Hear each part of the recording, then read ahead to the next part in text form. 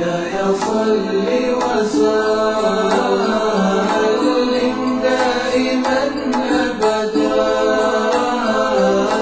على حبيبك خير الخلق كلهم. الحمد لله رب العالمين، والعاقبة للمتقين، والصلاة والسلام على أشرف الأنبياء والمرسلين محمد وعلى آله وصحبه أجمعين. أعوذ بالله من الشيطان الرجيم، بسم الله الرحمن الرحيم. الشيطان يعدكم الفقر ويأمركم بالفحشاء والله يعدكم مغفرة منه وفضلا والله واسع عليم. صدق الله العلي العظيم. سامعین کرام، اولیاء اللہ کی بارگاہ میں ادب، اسی موضوع پر کلام جاری ہے الحمدللہ. انشاءاللہ المستعان آج کی بات بڑی مختصر ہوگی، لیکن بات جتنی مختصر ہے اس سے کہیں بڑھ کر ضروری ہے، اس لیے آپ لوگ غور سے سنیے گا. دیکھیے، جب آپ اللہ کے ولیوں سے جڑ جاتے ہیں، اولیاء اللہ کی صحبت اختیار کر کے اللہ تک پہنچنے کے راستے میں جب آپ چلتے ہیں تو آزمائشوں کا سامنا کرنا پڑے گا، کبھی تکلیفیں آئیں گی. اللہ رب العزت نے قرآن میں فرمایا سورہ بقرہ کے اندر، وَلَنَبْلُوَنَّكُمْ بِشَيْءٍ مِّنَ الْخَوْفِ، ہم تمہیں ضرور آزمائیں گے. وَلَنَبْلُوَنَّكُمْ، ضرور آزمائیں گے. کس سے آزمائیں گے؟ خوف سے. آگے فرمایا وَالْجُوعِ، بھوک سے.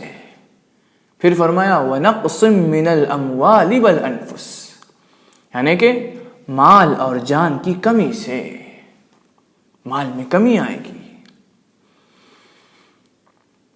والثمرات، اور پھلوں کی کمی سے. تو ہر طرح کی آزمائش آ سکتی ہے مومن کی زندگی میں. ایک اور جگہ پر سورہ عنکبوت میں اللہ رب العزت نے فرمایا الف لام میم احسب الناس ان یترکوا ان یقولوا آمنا وهم لا یفتنون، کیا لوگ اس گھمنڈ میں ہیں، اس گمان میں ہیں کہ صرف ہم نے ایمان لایا یہ کہہ دینے سے وہ چھوڑ دیے جائیں گے؟ وَهُمْ لَا يُفْتَنُونَ، کیا ان کی آزمائش نہیں ہوگی؟ وَلَقَدْ فَتَنَّ الَّذِينَ مِنْ قَبْلِهِمْ، بے شک ہم نے ان سے پہلے جو لوگ گزرے ان کی بھی آزمائش کی ہے، ان کو بھی جانچا ہے، ان کو بھی آزمایا ہے. کیوں آزماتا ہے اللہ؟ کیوں جانچتا ہے؟ فَلَيَعْلَمَنَّ اللَّهُ الَّذِينَ صَدَقُوا وَلَيَعْلَمَنَّ الْكَاذِبِينَ، تاکہ اللہ رب العزت دیکھ سکے کہ کون سچا ہے اور کون جھوٹا. ویسے تو اللہ رب العزت پہلے سے جانتا ہے، لیکن یہاں دیکھنے سے مراد ہے ظاہر کرنا چاہتا ہے اللہ، ظاہر کرتا ہے اللہ کہ کون سچا ہے، کس کا یقین صادق ہے اور کون اپنے یقین میں جھوٹا ہے. اس لیے آزمائش ہوتی ہے. صحابہ اکرام کی زندگی آپ لے لیجیے. صحابہ اکرام رسول اکرم صلی اللہ علیہ وسلم کی صحبت اختیار کر کے اللہ تک پہنچنے کا راستہ طے کرتے تھے. تو کیا ان پر آزمائش نہیں آتی تھی؟ ضرور آتی تھی. کتنی آزمائشیں، کتنی تکلیفیں. رسول اکرم صلی اللہ علیہ وسلم کے ساتھ جب صحابہ اکرام جڑ گئے، جب رسول اکرم صلی اللہ علیہ وسلم کی صحبت صحابہ اکرام نے اختیار کی تو لوگوں نے کتنا پریشان کیا، تنگ کیا، ذلیل کیا، مارا پیٹا. اور صحابہ اکرام نے قربانیاں بھی دی. وہ بھوک سے آزمائے گئے، مال کی کمی ہوئی، گھر بار چھوڑنا پڑا، ہجرت کرنی پڑی، جس گھر کے اندر صرف اولاد ایمان لا چکی تھی اور ماں باپ اسلام کے دشمن تھے اور ماں باپ رسول اکرم صلی اللہ علیہ وسلم سے دشمنی رکھتے تھے، ایسے گھر کی اولاد ماں باپ کو قربان کر کے حضور اکرم صلی اللہ علیہ وسلم کے خاطر سب کچھ چھوڑ کر ہجرت کر گئے۔ اور جس گھر میں صرف والدین ماں باپ ایمان لا چکے تھے اور اولاد اسلام کے خلاف تھی اور اولاد رسول اکرم صلی اللہ علیہ وسلم کی مخالفت کرتی تھی، آپ سے دشمنی کرتی تھی، تو ایسے گھروں کے اندر والدین نے بچوں کو، اولاد کو چھوڑ کر ہجرت کی، قربانیاں دی۔ تو ان ساری قربانیوں کے بعد جب ان ساری آزمائشوں میں صحابہ کرام کامیاب ہوئے، تب ان کو خدا ملا، اللہ کی رضامندی ملی۔ فرمایا رضی اللہ عنہم ورضوا عنہ، رضامندی خدا حاصل ہو گئی۔ تو آج رسول اکرم صلی اللہ علیہ وسلم کے وارث بن کر جو اولیاء کرام آتے ہیں، اگر آپ ان سے جڑ جاتے ہیں تو جس طرح صحابہ کرام کی زندگی میں آزمائش آتی تھی، اسی طرح آپ کی زندگی میں بھی آزمائش آ سکتی ہے۔ اس کا خیال رکھیں۔ آزمائش طرح طرح کی ہوتی ہے، کئی قسمیں ہیں، لیکن شروعات میں ہر مرید اکثر دو طرح کی آزمائشوں کا سامنا کرتا ہے۔ نمبر ایک، مال کی کمی، مال کی کمی ہوتی ہے اس کو۔ نمبر دو، لوگوں کا تنگ کرنا، لوگ پریشان کرتے ہیں، لوگ تنگ کرتے ہیں، ذلیل کرتے ہیں، ناتا توڑ لیتے ہیں، رسوائی کا سامنا کرنا پڑتا ہے مرید کو۔ اسی لیے امام قطب الدعوت والارشاد عبداللہ ابن علوی الحداد جو مشہور ولی ہیں، بڑی عظمت والے ولی اللہ تھے آپ نے اپنی کتاب آداب و سلوک المرید کے اندر فرمایا وَقَدْ يُبْتَلَى الْمُرِيدُ بِالْفَقْرِ وَالْفَاقَةِ، مرید فقر و فاقے سے آزمایا جا سکتا ہے، مرید پر ایسی آزمائش آ سکتی ہے۔ تو کیا کرے ایسے وقت میں مرید؟ کیا کرے؟ صبر کرے، صبر تو کرنا ہی ہے۔ مرید ہوتے ہوئے صرف صبر سے کام نہیں چلے گا، صرف صبر سے کام نہیں چلے گا۔ تو فرمایا فَيَنْبَغِي لَهُ أَن يَشْكُرَ اللَّهَ عَلَى ذَلِكَ وَيَعُدَّهُ مِنْ أَعْظَمِ النِّعَمِ، تو مرید کو یہ چاہیے کہ ایسے موقع پر اللہ کی حمد و ثنا کرے، اللہ کا شکر کرے اور اس کو بہت بڑی نعمت سمجھے، یعنی کہ اس طرح آزمائش میں پڑ جانا اللہ کے طرف سے بڑی نعمت ہے۔ مرید اس بات کو سمجھے۔ کیوں؟ کیونکہ سنن ترمذی کی حدیث ہے، رسول اکرم صلی اللہ علیہ وسلم نے فرمایا ان اللہ تعالی اذا احب قوما ابتلاهم، جب اللہ رب العزت کسی قوم سے یا کسی سے بھی محبت کر لیتا ہے تو ان کو آزماتا ہے۔ ایسے شخص پر آزمائش آتی ہے، تو یوں آزمائش میں پڑ جانا اس بات کی دلیل ہے کہ اللہ آپ کو چاہتا ہے، اللہ مرید کو چاہتا ہے، تبھی تو آزما رہا ہے، اللہ کو آپ کی پرواہ ہے۔ یہ سوچتے ہوئے مرید اللہ کا شکر کرے اور اس طرح آزمایا جانا، اس طرح آزمائش میں پڑ جانا بہت بڑی نعمت ہے، سمجھے۔ آگے فرمایا وَلْيَحْمَدِ اللَّهَ تَعَالَى الَّذِي شَبَّهَهُ بِأَنْبِيَائِهِ وَأَوْلِيَائِهِ الصَّالِحِينَ، پھر اللہ کا شکر کرتے ہوئے حمد و ثنا کرے کہ اللہ رب العزت نے اس کو انبیاء کرام کی اور اولیاء کرام کی شباہت عطا کی ہے، یعنی کہ بڑی بڑی آزمائشیں کن پر آتی ہیں؟ انبیاء کرام پر، کیونکہ اللہ ان کو سب سے زیادہ چاہتا ہے، اس لیے بڑی بڑی آزمائشوں کا سامنا کرتے ہیں انبیاء کرام، اولیاء کرام۔ تو اللہ رب العزت نے مرید کو آزمائش میں ڈال کر اولیاء کرام کی شباہت عطا کی ہے، اس کے صالحین کی شباہت عطا کی ہے۔ یہ سوچ کر مرید خوشی منائے، مرید اللہ کا شکر کرتے ہوئے حمد و ثنا بیان کرے۔ اسی کتاب میں آگے امام عبداللہ ابن علوی الحداد نے یہ بھی فرمایا وَرُبَّمَا تَسَلَّطَ الْخَلْقُ عَلَى بَعْضِ الْمُرِيدِينَ بِالْإِيذَاءِ وَالْجَفَاءِ وَالتَّمْوِيلِ، یعنی کہ کبھی کبھی یہ بھی ہو سکتا ہے کہ لوگ مرید پر غالب آ جائیں گے اور مرید کو تکلیف پہنچائیں گے، ذلیل کریں گے، مرید سے رشتہ ختم کر لیں گے۔ فَإِن بُلِيتَ بِشَيْءٍ مِّن ذَلِكَ، اگر ایسی کوئی آزمائش آپ پر آئے فَعَلَيْكَ بِالصَّبْرِ، تو آپ صبر کریں، صبر کے دامن کو تھامے رہیں۔ وَتَرْكِ الْمُكَافَأَةِ مَعَ نَظَافَةِ الْقَلْبِ مِنَ الْحِقْدِ وَإِضْمَارِ الشَّرِّ، یعنی کہ بدلہ نہ لیں، جو آپ کو تکلیف پہنچاتے ہیں ان سے ہرگز بدلہ نہ لیں۔ مَعَ نَظَافَةِ الْقَلْبِ، اور دل میں بھی یہ نہ سوچیں کہ وہ برے ہیں، یا پھر دل میں بھی ان سے بدلہ لینے کی خواہش نہ رکھیں۔ من الحقد، ان پر غصہ دل میں نہ جمائیں۔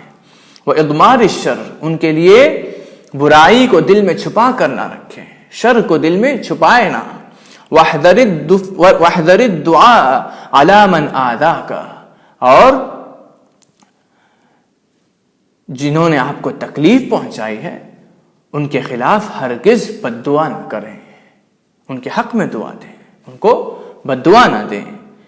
وَلَا تَقُلْ إِذَا أَصَابَتْهُ مُصِيبَةٌ هَذَا بِسَبَبِ أَذَاهُ لِي، اور ہرگز کبھی اگر آپ کو جنہوں نے تکلیف پہنچائی ہے، آپ کو جنہوں نے تکلیف پہنچائی ہے، اگر ان پر کوئی مصیبت آ جائے تو ہرگز یہ نہ کہیں کہ اس نے مجھے ستایا تھا، اس نے مجھے پریشان کیا تھا، اس نے مجھے تکلیف پہنچائی تھی، اسی لیے اس کا حشر یہ ہوا ہے، اس نے مجھے تکلیف پہنچائی تو آج اس کا حشر یہ ہوا ہے۔ یہ بد اخلاقی ہے، ایسے کہنا بے ادبی ہے، کیونکہ اولیاء کرام کی صفت کیا ہے؟ معاف کرنا۔ جو ان سے دشمنی کرے ان کو معاف کر دیتے ہیں، جو ان کو تکلیف پہنچائے ان کو بھی معاف کر دیتے ہیں۔ تو آپ جب اولیاء کرام کی صحبت اختیار کرتے ہیں تو ان جیسے اخلاق اپنانا چاہیے، ان کے اخلاق کی جھلک آپ کے اندر ہونی چاہیے، تبھی آپ سچے مرید کہلائیں گے۔ اگر آپ لوگوں کے خلاف بد دعا کرتے ہیں، جو آپ کو تکلیف دیتے ہیں، ان کے خلاف دعا کرتے ہیں، اور جب ان پر مصیبت آئے تو آپ خوش ہوتے ہیں، یا پھر یہ کہتے ہیں کہ ان کی یہ مصیبت اسی وجہ سے ہے کہ انہوں نے مجھے تکلیف پہنچائی، یہ بد اخلاقی ہے، یہ بے ادبی ہے۔ بلکہ ان کے حق میں دعا کریں، ان کے لیے ہدایت کی دعا کریں کہ وہ بھی اللہ کے ولیوں سے جڑ جائیں، ان کی مصیبت دور ہو جائے، یہ دعا کریں، تب اللہ کی رضامندی آپ کو حاصل ہوگی۔ اور آزمائشوں کے بارے میں امام شعرانی بھی لکھتے ہیں اپنی کتاب الانوار القدسیہ کے اندر کہ وَكَثِيرًا مَا يَأْتِ الشَّيْطَانُ إِلَى الْمُرِيدِ فِي بِدَایَةِ أَمْرِهِ، یعنی کہ شیطان اکثر مرید کے پاس آئے گا، کب آئے گا؟ شروعات میں، بدایت میں۔ بدایت سے مراد شروعات۔ یہاں پر ایک چیز سمجھنا ضروری ہے کہ شروعات سے مراد وہ مرحلہ ہے جب مرید کا یقین ثابت نہیں ہوتا، یعنی کہ جب آپ اللہ کے ولی کی بارگاہ میں آتے ہیں تو جب تک آپ کا یقین ثابت نہیں ہو جاتا، جب تک آپ کا یقین مضبوط نہیں ہو جاتا، تب تک آپ شروعات ہی میں ہیں، بدایت ہی میں ہیں۔ تو اگر کوئی شخص پہنچے ولی اللہ کی بارگاہ میں اور پہنچتے ہی اسی لمحے میں اگر اس کا یقین ثابت ہو جائے، اس کا یقین مضبوط اور اسٹرانگ ہو جائے، تو ایسا شخص بدایت کے مرحلے کو پار کر چکا ہے، ایسا شخص بدایت میں نہیں ہے۔ اور اگر کوئی شخص اللہ کے ولی کے دربار میں آئے، بہت دن رہے، 5 سال 10 سال، پھر بھی اس کا یقین پورا نہ ہو، مضبوط نہ ہو، تو ایسا شخص تو بدایت ہی میں ہے، شروعات ہی میں ہے۔ تو جو لوگ شروعات میں ہوتے ہیں، بدایت میں ہوتے ہیں، ایسے شخص کے پاس شیطان اکثر آتا ہے اور دل میں یہ بات ڈالتا ہے کہ کیف ترکت ما کان بیدک من الدنیا، جو دنیا تیرے بس میں تھی، تیرے ہاتھ میں تھی، بینک بیلنس تھا، گاڑی تھی، گھر تھا، یہ سب تم نے کیسے چھوڑ دیا؟ وجلست فی ہذہ الزاویہ، اور تم اس خانقاہ میں آ کے بیٹھے، فتأکلوا من اینا، کھانے کا کیا کرو گے، کہاں سے کھاؤ گے، وتشربوا من اینا، کہاں سے پیو گے، وتلبسوا من اینا، اچھے اچھے لباس کہاں سے حاصل کرو گے۔ فقل لہ، جب شیطان ایسی بات مرید کے دل میں ڈالے تو مرید اس سے کہے کہ اخشا لعنت اللہ، میں اللہ کے لعنت سے گھبراتا ہوں، لأنه تعالی اذا كان يرزقني وانا مدبر عنه فكيف يضيعني وانا مقبل على خدمته، کیونکہ اللہ رب العزت تو تب مجھے رزق عطا کرتا تھا جب میں اس کی پرواہ بھی نہیں کرتا تھا، جب میں اللہ کے راستے پر چلتا نہیں تھا، جب میں اللہ کے ولیوں سے محبت نہیں کرتا تھا، صرف دنیا میں مصروف تھا، اللہ کے بارے میں سوچتا بھی نہیں تھا، ایسے وقت میں بھی مجھے اللہ نے رزق دیا، میری پرواہ کی۔ تو آج جب میں اللہ کے راستے پر چل رہا ہوں، اس کے ولیوں سے جڑ چکا ہوں، اس کے ولیوں سے محبت کا اظہار کر رہا ہوں، تو آج اللہ رب العزت مجھے کیسے چھوڑ سکتا ہے، مجھے ضائع ہونے کیسے دے سکتا ہے، آج میری پرواہ کیوں نہیں کر سکتا ہے، آج مجھے رزق کیوں نہیں دے سکتا ہے۔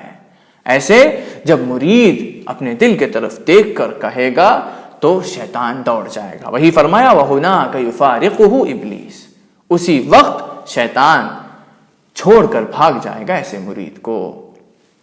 اسی کتاب میں امام شعرانی نے یہ بھی فرمایا کہ وَمِن شَأْنِهِ، سچے مرید کی پہچان یہ ہے کہ أَن يُعَوِّدَ نَفْسَهُ عَلَى تَحَمُّلِ الشَّدَائِدِ فِي الطَّرِيقِ، کہ اپنے نفس کو مرید سکھائے، یا پھر اپنے نفس، سچے مرید کی پہچان یہ ہے کہ مرید اپنے نفس کو تکلیفیں جھیلنا سکھائے، تکلیفیں جھیلنا سکھائے، شدائد یعنی کہ تکلیفیں، پریشانیاں جھیلنا سکھائے۔ وَكَثِيرًا مَا يَحْصُلُ لِلْمُرِيدِ نَفْرَةُ الْخَلْقِ مِنْهُ إِذَا دَخَلَ طَرِيقَ الْقَوْمِ، جب مرید اللہ کے ولیوں سے جڑ جاتا ہے تو اکثر یہی حال ہوتا ہے کہ لوگ اسے چھوڑ کر چلے جاتے ہیں، اس سے نفرت کرتے ہیں، برا بھلا کہتے ہیں، ذلیل کرتے ہیں۔ آگے فرمایا وَيَتَسَلَّطُونَ عَلَىٰ عِرْضِهِ بِالْبُهْتَانِ وَالسُّوءِ، مفہوم یہ ہے کہ اس پر غالب آ کر یہ کہتے ہیں کہ اس پر بہتان لگاتے ہیں، یعنی کہ اس پر تہمت لگاتے ہیں، ذلیل کرتے ہیں۔ فَيَأْتِيهِ الشَّيْطَانُ، ایسے وقت میں شیطان اس کے پاس آتا ہے اور کہتا ہے یقول كنت غنيا عن طلب هذا الطريق، کیا ضرورت تھی اس راستے کو اختیار کرنے کی، تمہیں تو ضرورت ہی نہیں تھی اس راستے میں چلنے کی، تم تو خوش تھے۔ فَكَمْ سَنَةً لَكَ وَأَنْتَ فِي رَاحَةٍ مِّنَ النَّاسِ، کتنے سال تم نے گزارے جب لوگ تم سے خوش تھے، لوگوں کا ساتھ تمہیں ملتا تھا، لوگوں کے ساتھ راحتوں میں تم نے کتنے سال گزارے، تم تو خوش تھے۔ جیسے ہی اللہ کے ولیوں سے جڑے سب چھوڑ کر چلے گئے۔ وَلَا يَذْكُرُونَكَ إِلَّا بِخَيْرٍ، جب تم اس راستے پہ نہیں چلتے تھے تو سب تو تمہاری مدح کرتے تھے، تمہاری ثنا بیان کرتے تھے، تمہارے بارے میں اچھائی ہی بولتے تھے، آج تم پر تہمت لگا رہے ہیں، تم سے نفرت کر رہے ہیں۔ فَيَفْسُغُ ذَلِكَ الْمُرِيدُ عَهْدَهُ، جب مرید ایسی بات سنے گا تو اگر سچا نہیں ہوگا وہ تو اپنے عہد کو توڑ دے گا، یعنی کہ ولی اللہ سے اس نے جو عہد کیا، جو بیعت کی، اس کو توڑ کر چلا جائے گا۔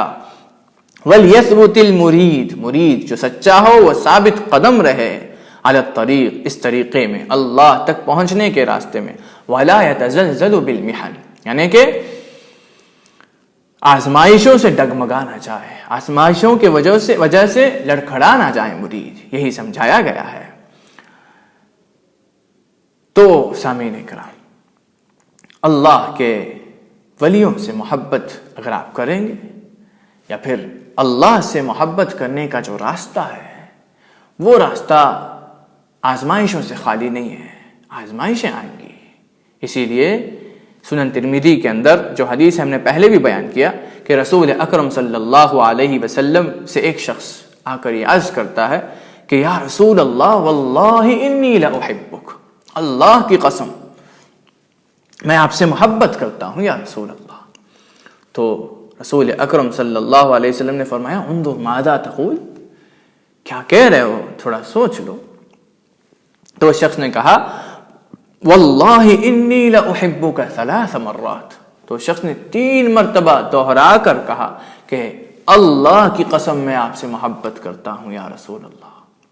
تب سرکار دو عالم صلی اللہ علیہ وسلم نے اس شخص سے کہا ان کنت تحبنی فاعد للفقر، اگر واقعی میں تم مجھ سے محبت کرتے ہو تو فقر کے لیے، محتاجی اور غریبی کے لیے تیاری کرو۔ یہاں غریبی سے مراد صرف پیسوں کی کمی نہیں بلکہ ہر آزمائش کے لیے تیار ہو جاؤ، یہی سمجھایا گیا ہے اس حدیث کے اندر۔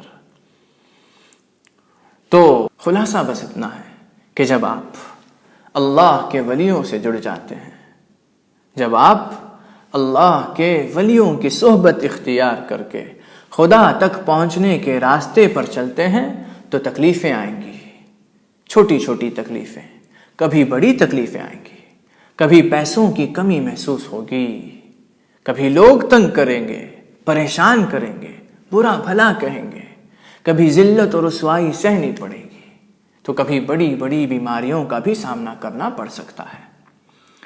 تو ایسے جب حالات پیش آئیں تو ہرگز بے صبری ظاہر نہ کیجیے گا، ہرگز ناراضگی والے الفاظ نہ کہیے گا، یہ نہ کہیں کہ ساری پریشانیاں مجھ پر ہی آتی ہیں، دنیا کی ساری مصیبتیں ہمیشہ مجھ پر ہی آتی ہیں، چین ہی نہیں ملتا، ایک پریشانی ختم تو دوسری شروع، سکون ہی نہیں ہے زندگی میں، حالات ہمیشہ بگڑ جاتے ہیں، اتنے مشکل حالات ہیں، کیا کریں، سدھرتے نہیں حالات سدھرنے کے لیے نہیں بلکہ انسان کو سدھارنے کے لیے آتے ہیں۔ تو حالات کو سدھارنے کی کوشش کرنے کے بجائے اپنے آپ کو سدھاریے گا تو حالات خود بخود سدھرتے چلے جائیں گے۔ تو اللہ رب العزت کے طرف سے اس راستے میں جو بھی تکلیف آئے، جو بھی پریشانی آئے، جیسی بھی آزمائش ہو، آپ کو صبر کرنا ہے، صرف صبر کرنا نہیں ہے، خوش ہو جانا ہے، کیونکہ انسان کا آزمائش میں پڑنا اس بات کی دلیل ہے کہ اللہ کو آپ کی پرواہ ہے۔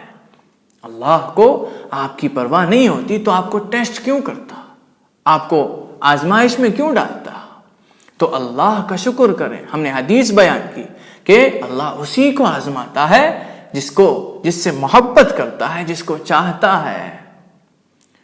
تو آزمائش میں پڑ جانا اس بات کی دلیل ہے کہ اللہ کو آپ کی پرواہ ہے، اللہ آپ کو چاہتا ہے، آپ کو قریب کرنا چاہتا ہے، اللہ کا ارادہ ہے کہ آپ اس تک پہنچے، اسی لیے آپ کو آزمائش آ رہی ہے۔ یہ سوچتے ہوئے شکر کریں اور کہیں کہ اے خدا، تو رب العالمین، تو احسن الخالقین، تو خیر الغافرین، تو احکم الحاکمین، تو خیر الراحمین، کائنات تیری، کائنات کا بادشاہ تو قادر مطلق، تو مختار کل، کائنات کا چھوٹا سا حصہ بھی میں نہیں ہوں، کائنات میں ایک چھوٹے سے نقطے کے برابر بھی میں نہیں ہوں، مجھ جیسے ناچیز کو تو آزمائے، تو آزمانا چاہے، تیری آزمائش ہے تو ہم راضی ہیں مولا۔ خدا سے یہ کہیں اور شکر کریں، تیرا لاکھ لاکھ شکر ہے اے خدا کہیں۔ جب آپ آزمائش کا اس طرح سامنا کریں گے تو ہمیشہ آپ کامیاب ہوں گے، کامیابی آپ ہی کی ہوگی۔ لیکن اگر آپ ناراضگی ظاہر کریں گے تو آپ ناکام رہیں گے، اللہ کی رضامندی نہیں ملے گی۔ اور ہر انسان کو جب آزمائش آتی ہے تو یہی لگتا ہے کہ اس میں سے تو نکل ہی نہیں سکتا، میں کوئی راستہ ہی نہیں نظر آتا، اس میں سے نکلنا تو ناممکن ہے۔ اگر آپ اپنی قدرت کو مد نظر رکھتے ہوئے سوچیں گے تو ایسے ہی لگے گا آپ کو کہ اس میں سے نکلنا تو ناممکن ہے، اس آزمائش کا کوئی حل ہی نہیں ہے، اس مشکل کا کوئی حل ہی نہیں ہے، میں تو پھنس گیا، آپ کو ایسے ہی لگے گا۔ آزمائش کے وقت اپنی قدرت کی طرف دھیان بھی نہ جا پائے، اس کا خیال رکھیں، خدا کی قدرت کے بارے میں سوچیں۔ جس نے کن کہا تو زمین پھیل گئی، جس نے کن کہا تو آسمان اونچا ہو گیا، جس نے کن کہا تو تارے چمک گئے، جس نے کن کہا تو سورج روشنی دینے شروع کیا، جس نے کن کہا تو چاند خوبصورت بن گیا، جس نے کن کہا انسان بنا، کن کہا تو جنت بنی، کن کہا تو ملک بن گیا، کن کہا تو جنات پیدا ہو گئے، کن کہا تو جانور، پیڑ، سب کچھ دریا بن گئی، کن کہا تو جو قادر مطلق ہے، جو علی کل شیء قدیر ہے، اس کی قدرت کو مد نظر رکھتے ہوئے سوچیں گے تو آپ کے دل میں امید پیدا ہوگی، آپ کو ہر پریشانی بہت سمپل لگے گی، آسانی سے ختم ہو جائے گی آپ کی ہر پریشانی۔ اور یاد رکھیں کہ اللہ رب العزت نے جس طرح ہر آزمائش کے شروعات کا ایک وقت مقرر کیا ہے، اسی طرح ہر آزمائش کے انتہا کا، ہر آزمائش کے ختم ہونے کا بھی ایک وقت اللہ نے مقرر کر دیا۔ اسی وقت میں وہ آزمائش ختم ہوگی، ضرور ختم ہوگی۔ دنیا میں ایسی کوئی آزمائش نہیں جو شروع ہوتی ہے اور ختم نہیں ہوتی۔ ہر آزمائش کی شروعات جس طرح ہوتی ہے، ہر آزمائش کے ختم ہونے کا بھی ایک وقت ہوتا ہے۔ اس وقت میں وہ آزمائش ختم ہو جاتی ہے اور غم کے بعد انسان کو خوشی مل جاتی ہے۔ لیکن یہ جو وقت ہے، یہ بڑا قیمتی وقت ہے۔ کون سا وقت؟ آزمائش کے شروع ہونے کے وقت سے آزمائش کے ختم ہونے تک جو بیچ میں وقت ہے، وہ بڑی اہمیت والا وقت ہے، بڑا قیمتی وقت ہے، کیونکہ اس وقت میں اللہ رب العزت کی خاص نظر انسان پر ہوتی ہے، بندے پر ہوتی ہے کہ یہ کیا کہتا ہے، ناراض ہوتا ہے کہ راضی ہوتا ہے، شکر کرتا ہے کہ شکایتیں کرتے پھرتا ہے، صبر کرتا ہے کہ بے صبری ظاہر کرتا ہے۔ اللہ دیکھتا ہے، اللہ دیکھتا ہے۔